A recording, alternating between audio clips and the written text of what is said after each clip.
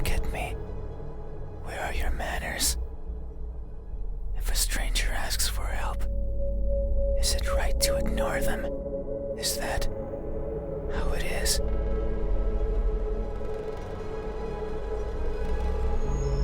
I will share a secret with you.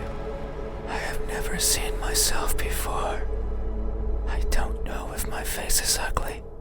I don't know the color of my skin. I don't know if I'm even here. That is why I need you to open your eyes, so you can tell me how I look. But I'm also shy, so I might hide the moment you do. You won't find me anywhere, and soon you will forget, like a faded dream. I know you're not asleep. You listen with those tiny ears of yours. They look so fragile, like I could almost grab them. Put my fingers around them and tear them off. If I do, will you scream? Will I hear your voice? It was a joke. I'm joking. Don't be scared. Hey, how do you think my eyes look? When our gazes finally meet, what will you find? Answer me.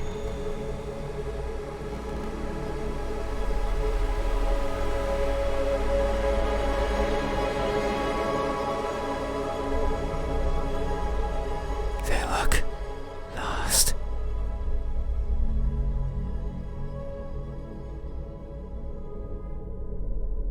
That may be so. I am never sure of where I am. My days consist of wandering about aimlessly, searching for something. I worry that if I'm not paying attention, what I'm searching for will slip away. The thought terrifies me. It terrifies me so much. So I always keep my eyes peeled, even if there's nothing to see. That way, nothing will slip away, no matter where it goes. And no matter where it hides, no matter how terrifying the world might be, no matter the countless terrible things I witnessed by mistake in the process, no matter what, I will never blink. I will forever be confused by the world around me. I will forever be lost. But what is that something that I'm searching for? It's been so long since my wandering began. I can no longer recall the feelings that drove me to it. What is it? Is it something I can hold? Is it a being of flesh and bones? Is it nearby? Is it you? Hey, have you ever looked so fervently for something that you end up losing yourself in the process? Have you?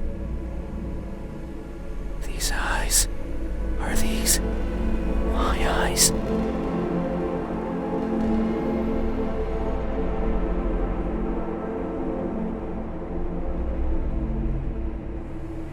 A good answer.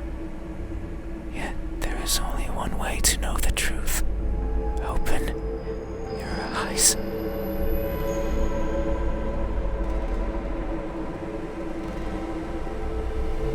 So you won't look at me, even though your eyes are so pretty. I can't see them, but I can imagine them behind their veil of flesh, round like pearls and shiny like jewels. So pretty. It's fine. We still have time. The night is still and silent.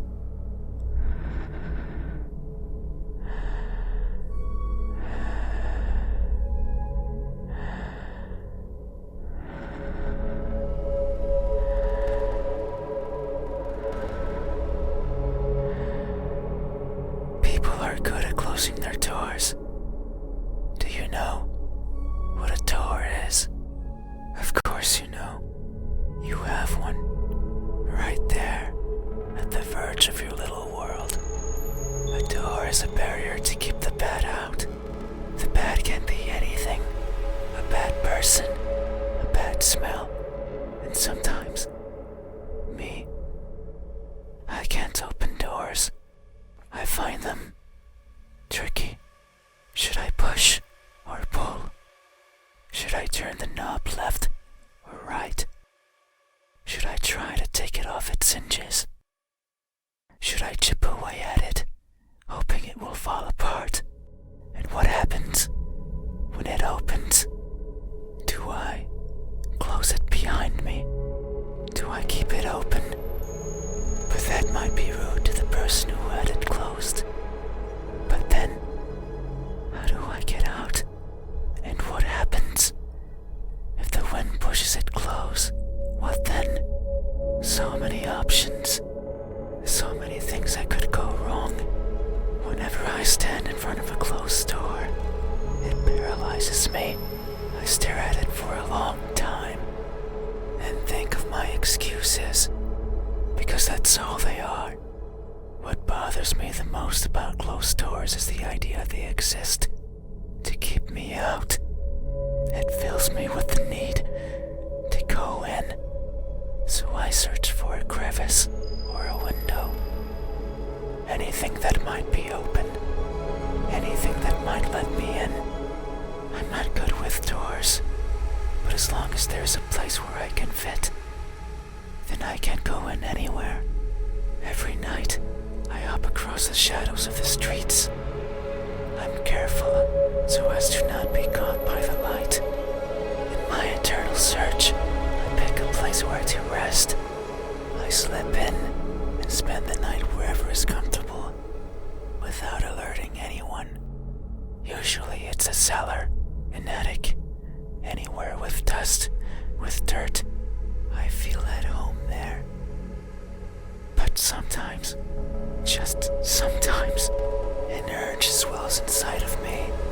The urge to be seen. So I search hard for a door that's open, for an entryway covered in darkness, and for someone to be at the other end, awake, as if expecting me. But you won't look at me, even though you had your door open for visitors. Why is that? Are you afraid? Do I scare you? No, that can't be it. We have been chatting for so long. You haven't chased me out. That means you welcome me, so I'm certain that if I were to reach out my hand, you would reciprocate and grasp it. I'm sure your hands are warm, so very warm, because people are always warm. Hey, how do my hands look when my warmth finally meets yours? How will it feel? Answer me.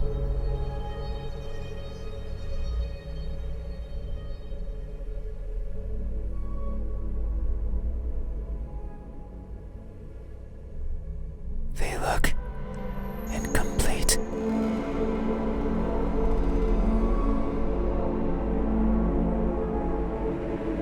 That may be so. Amidst my travels, I have lost more than I can imagine. I have left people behind. People who were my chat companions, just like you are now. So it's no wonder that by leaving them behind, I will leave parts of me as well. Things such as skin, or flesh, or bones, or anything that makes me, as farewell gifts, you could say. It sounds like an excuse, and that's because it is. Because I am careless and overly curious.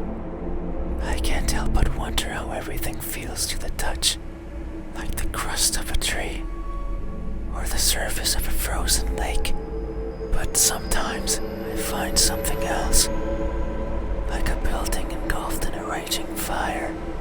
I think of the screams in the distance, or the suffering and death in charred skin, and wonder, how does that feel? So I put my hands to the fire. It hurts,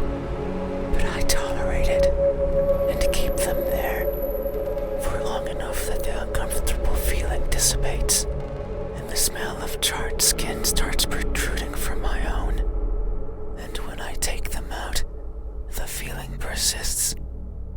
That horrible but intoxicating feeling. I seek such extreme sensations. The edge of a knife sometimes provides it. Other times, the fangs of a beast. Most times, however, it's by mere accident. I would place my fingers over a benign surface, only to discover it's covered in spikes, and I would leave my hands there as I traverse along it, leaving parts of my body as a farewell gift. In that sense, it's not so different from what I was saying before. The fire and the blades are friends. They have granted me times of great fun, so it's only polite to leave something of yours as a sign of thanks. But there's one thing I've always loathed from these encounters. They're always painful. I'd rather they weren't. Hey, have you ever placed yourself in harm's way, only to feel a satisfaction you've realized is not yours? Have you? These hands, are these my hands?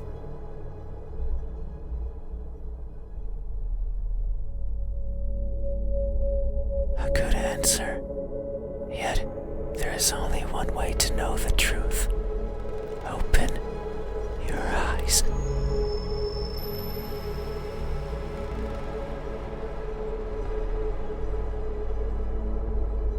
So you won't look at me, even though my hands could be the same as yours.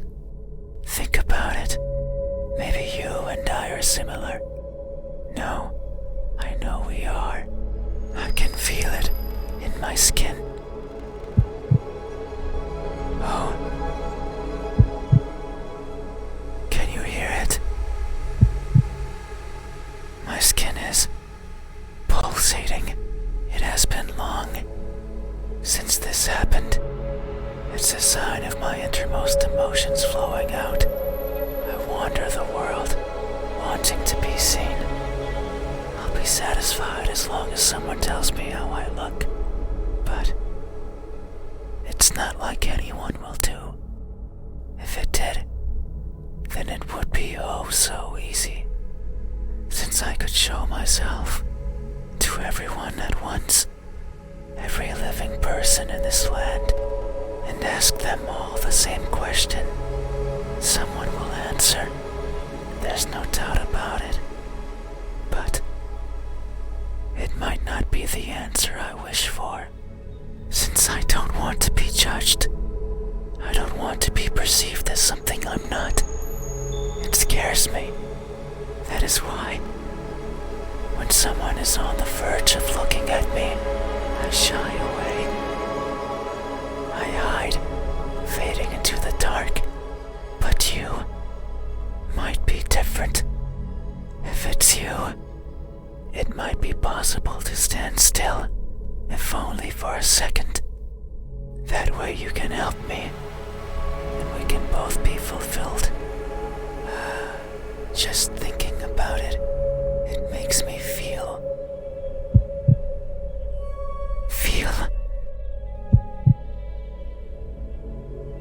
something.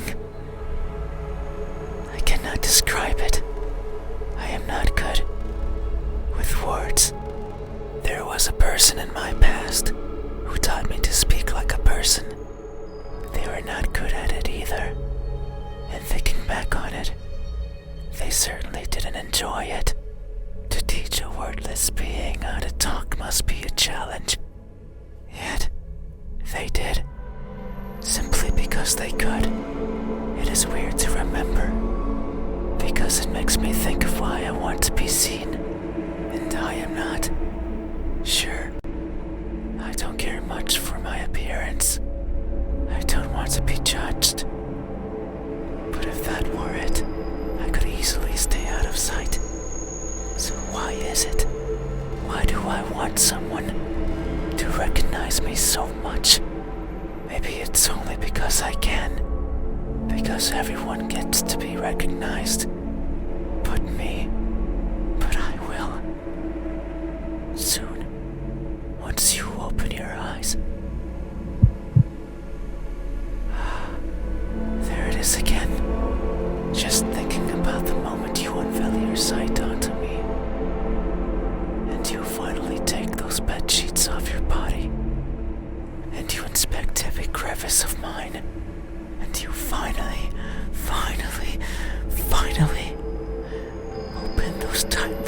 yours to let me hear what I am, and to maybe even give me a name. It makes me feel, but I don't know what. Surely it would be evident if you were to look at my face. Hey, what does my expression look like when that veil of uncertainty finally disappears? What will we convey to each other? Answer me.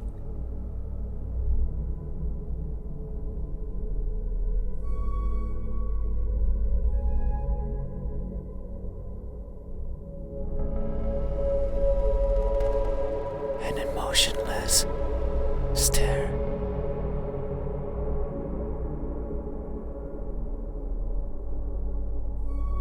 That may be so. Expressions are difficult. They require one's face to contort in many different ways. I am not capable of that. Everything about me is stiff.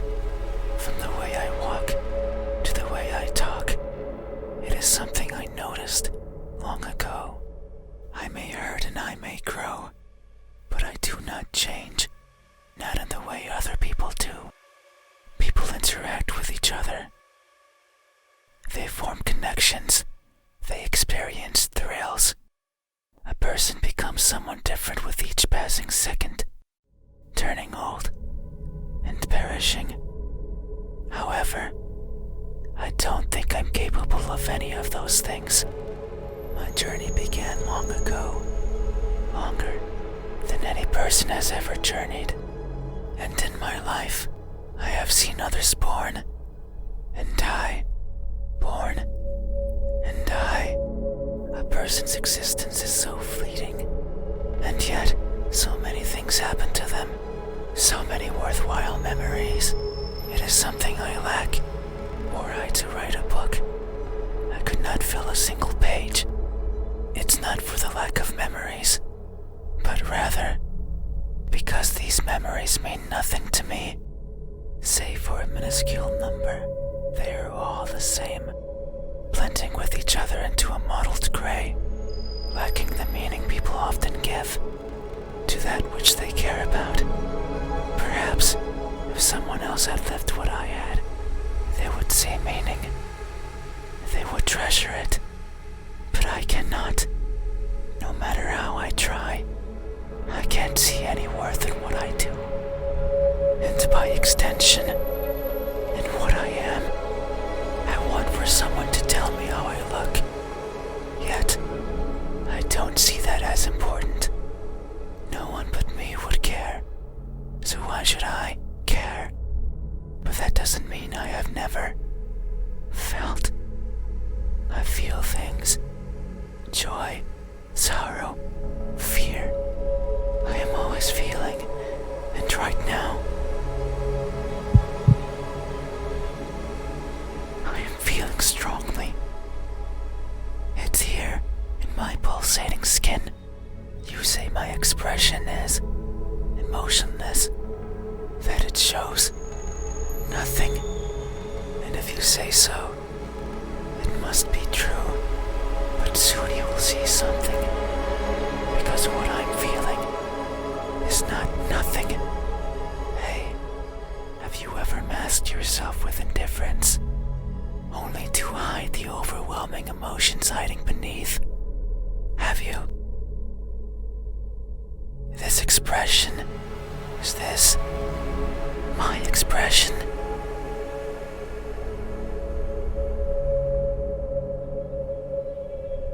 I see. Thank you. You have truly helped me tonight. These are my eyes.